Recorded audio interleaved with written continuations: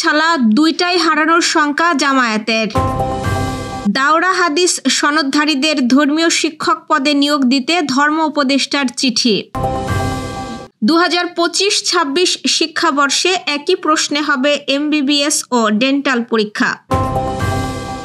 মালয়েশিয়ার অবৈধ বাংলাদেশিরা জরিমানা দিয়ে দেশে ফিরতে পারবেন। ক্ষুধামুক্ত বিশ্ব গঠনে 6 দফা প্রস্তাব প্রধান উপদেষ্টার। দর্শক, গ্রামের কাগজের সকালের খবরে আপনাকে স্বাগত। শুনছিলেন প্রধান শিরোনাম, এছাড়াও রয়েছে রাশিফল। এবার চলুন যাওয়া যাক মূল আয়োজনে।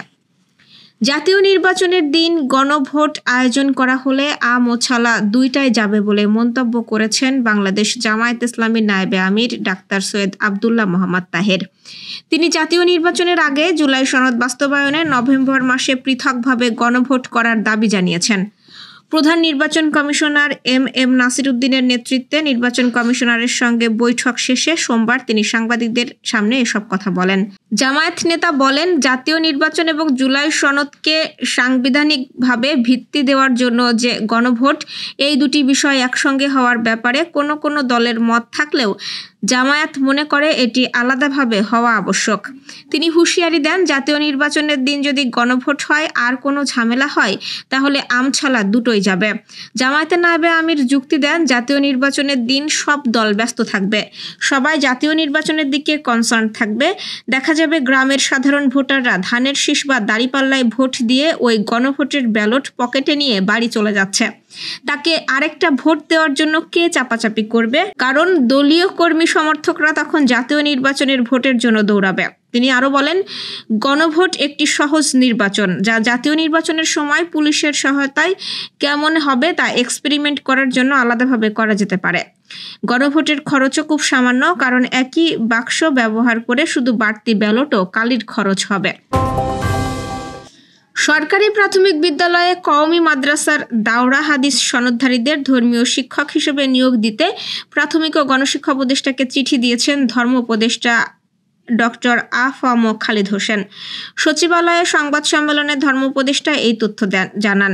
হেফাজতে ইসলামের প্রাথমিক বিদ্যালয়ে সঙ্গীত শিক্ষকের বদলে ধর্মীয় শিক্ষক নিয়োগের দাবির বিষয়টি প্রাথমিক ও গণশিক্ষা মন্ত্রণালয় পর্যালোচনা করছে বলেও জানান খালিদ হোসেন। হেফাজতে ইসলাম প্রাথমিক বিদ্যালয়ে সঙ্গীত শিক্ষকের বদলে ধর্মীয় শিক্ষক নিয়োগের কথা বলেছে। উপদেষ্টা হিসেবে আপনি কি মনে করেন? এমন প্রশ্নের জবাবে ধর্ম উপদেষ্টা বলেন, এটা সাধারণত আমার মন্ত্রণালয়ের আওতায় নয়, এটা প্রাথমিক ও গণশিক্ষা মন্ত্রণালয়ের আওতায়। তবে তারা যে দাবি করছে, আমি প্রাথমিক ও গণশিক্ষা উপদেষ্টাকে বলেছি যে এটা নিয়ে আপনারা বসুন।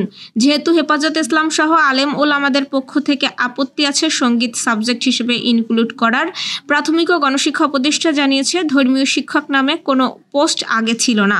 সহকারী শিক্ষকরাই বাংলা, ইংরেজি, গণিত, সমাজ ও ধর্মগুলো পড়াতেন। খালিদ হোসেন আরও বলেন, যে ধর্মশিক্ষার ক্লাস এরই মধ্যে বৃদ্ধি করা হয়েছে। যে সমস্ত কওমি মাদ্রাসার ছাত্রের দাওরা হাদিসের সনদ আছে সেটা বিগত সরকার MA অ্যারাবিক ও MA ইসলামিক স্টাডিজের সমমর্যাদা দিয়েছিল। তাদের প্রাইমারি স্কুলের শিক্ষক হিসেবে নিলে তারা ধর্ম, বাংলা এগুলো খুব ভালো করে পড়াতে পারবেন। উপদেষ্টা আরও বলেন, আমি এটা বিবেচনা করব। আমি এটা ডিও লেটার প্রাথমিক ও গণশিক্ষা উপদেষ্টাকে দিয়েছি, এটা তার মন্ত্রণালয়ের ব্যাপার। তারপর আমি তার সঙ্গে আলাপ করব এ ব্যাপারে। দেশের সরকারি বেসরকারি মেডিকেল কলেজে 2025-26 শিক্ষাবর্ষে MBBS ও ডেন্টাল ভর্তি পরীক্ষা একই প্রশ্নে নেওয়ার সিদ্ধান্ত হয়েছে। আগামী 12 ডিসেম্বর সারা দেশে একই যোগে এই ভর্তি পরীক্ষা অনুষ্ঠিত হবে। স্বাস্থ্য মন্ত্রণালয় ও স্বাস্থ্য শিক্ষা বিভাগের এক বৈঠকে এই সিদ্ধান্ত নেওয়া হয়েছে। সিদ্ধান্তের বিষয়টি নিশ্চিত করে স্বাস্থ্য ও শিক্ষা অধিদপ্তরের অতিরিক্ত মহাপরিচালক ডাক্তার রুবিনা ইয়াসমিন জানিয়েছেন, প্রশ্নপত্রে যেন কোনো জটিলতা না থাকে সেই বিষয়ে কাজ চলছে।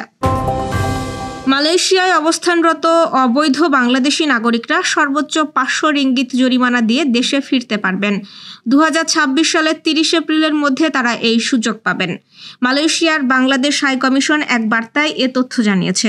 এতে উল্লেখ করা হয়, মালয়েশিয়ার সরকারের সিদ্ধান্ত অনুযায়ী প্রোগ্রাম রিপ্যাট্রিয়েশন মাইগ্রেন্ট 2 এর আওতায় 19 মে 2025 থেকে 30 এপ্রিল 2026 পর্যন্ত অনিয়মিত বিদেশি কর্মীদের মালয়েশিয়ার ইমিগ্রেশনের সর্বোচ্চ 500 রিঙ্গিত জরিমানা দিয়ে সহজে দেশে প্রত্যাবর্তনের সুযোগ চলমান রয়েছে। যেসব অনিয়মিত বাংলাদেশি কর্মী বাংলাদেশে ফিরে যেতে ইচ্ছুক তাদের শেষ সময়ের জন্য অপেক্ষা না করার জন্য অনুরোধ করা হয়েছে। শেষ সময়ে ইমিগ্রেশন দপ্তরের অনুমতি, বায়োমেট্রিক দেওয়া সহ কাগজপত্র সংগ্রহে জটিলতা সৃষ্টি হতে পারে। প্রতিকূলতা এড়াতে শেষ সময়ের জন্য অপেক্ষা না করে ট্রাভেল পারমিট সংগ্রহ করে প্রয়োজনীয় কার্যক্রম সম্পন্ন করার জন্য সংশ্লিষ্ট সবাইকে পরামর্শ দেওয়া হয়েছে। প্রধান উপদেষ্টা অধ্যাপক মোহাম্মদ ইউনূস বৈশ্বিক খাদ্য ও অর্থনৈতিক ব্যবস্থার পূর্ণ সংস্কারের আহ্বান জানিয়ে ক্ষুধামুক্ত বিশ্ব গঠনের জন্য 6 দফা প্রস্তাব দিয়েছেন। তিনি বলেছেন, ক্ষুধা কোনো অভাবের কারণ নয়, এটি আমাদের তৈরি করা অর্থনৈতিক কাঠামোর ব্যর্থতা। আমাদের এই ব্যবস্থা বদলাতে হবে।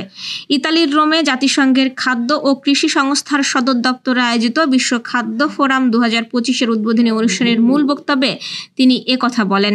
বৈশ্বিক খাদ্য ও অর্থনৈতিক কাঠামো সংস্কারের 6 দফা প্রস্তাবে অধ্যাপক ইউনূস প্রথমেই বলেন, যুদ্ধ বন্ধ করুন, সংলাপ শুরু করুন এবং সংঘাতপূর্ণ অঞ্চলে খাদ্য পৌঁছানোর ব্যবস্থা নিশ্চিত করুন। এর মাধ্যমে ক্ষুধা ও সংঘাতের দুষ্টচক্র ভাঙতে হবে। দ্বিতীয় প্রস্তাবে তিনি বলেন, টেকসই উন্নয়ন লক্ষ্যমাত্রা অর্জনে অর্থায়নের অঙ্গীকার পূরণ করতে হবে, জলবায়ু সংকট মোকাবেলায় কার্যকর পদক্ষেপ নিতে হবে এবং ঝুঁকিপূর্ণ জনগোষ্ঠীকে টিকে থাকার সক্ষমতা গড়ে তুলতে সহায়তা করতে হবে। তৃতীয় প্রস্তাবে তিনি বলেন, আঞ্চলিক খাদ্য ব্যাংক গঠন করে খাদ্য সরবরাহ চেইন স্থিতিশীল রাখতে হবে। চতুর্থ প্রস্তাবে অধ্যাপক ইউনূস বলেন, তরুণ কৃষি উদ্যোক্তা ও স্থানীয় ব্যবসায়ীদের অর্থায়নে অবকাঠামো ও বৈশ্বিক অংশীদারিত্বের মাধ্যমে সহায়তা দিতে হবে।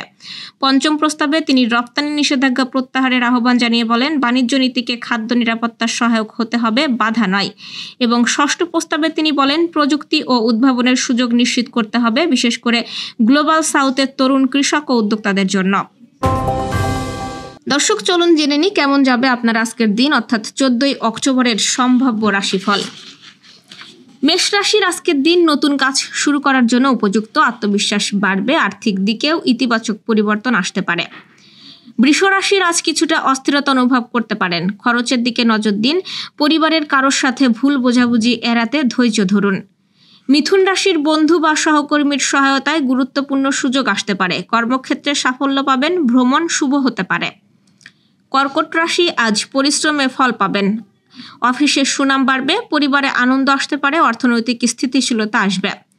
সিংহ রাশির কোনো সিদ্ধান্ত নেওয়ার আগে ভেবে নিন, স্বাস্থ্য কিছুটা দুর্বল থাকতে পারে, তবে প্রেম ও সম্পর্কের ক্ষেত্রে ইতিবাচক খবর পাবেন।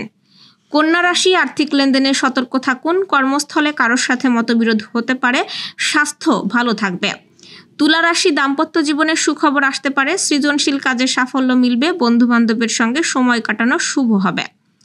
বৃশ্চিক রাশির ধৈর্য ও কৌশল দিয়ে সমস্যার সমাধান হবে, আর্থিক ক্ষেত্রে লাভের সম্ভাবনা রয়েছে। ধনুরাশি নতুন পরিকল্পনা হাতে নিতে পারেন, ভাগ্য সহায় দেবে, শিক্ষা ও প্রতিযোগিতামূলক পরীক্ষায় সাফল্যের সম্ভাবনা রয়েছে। মকর রাশির আত্মীয়দের সঙ্গে দেখা সাক্ষাৎ আনন্দদায়ক হবে, তবে খরচ কিছুটা বেড়ে যেতে পারে, নিজের স্বাস্থ্যের যত্ন নিন। কুম্ভ রাশির চাকরি ও ব্যবসায়ে উন্নতি হবে, বন্ধুর সহযোগিতায় সমস্যার সমাধান হবে, প্রেমে শুভ সময়। মীন রাশির সৃজনশীলতা বাড়বে, আর্থিক লাভ হতে পারে, পরিবারের কারোর জন্য খুশির খবর আসবে।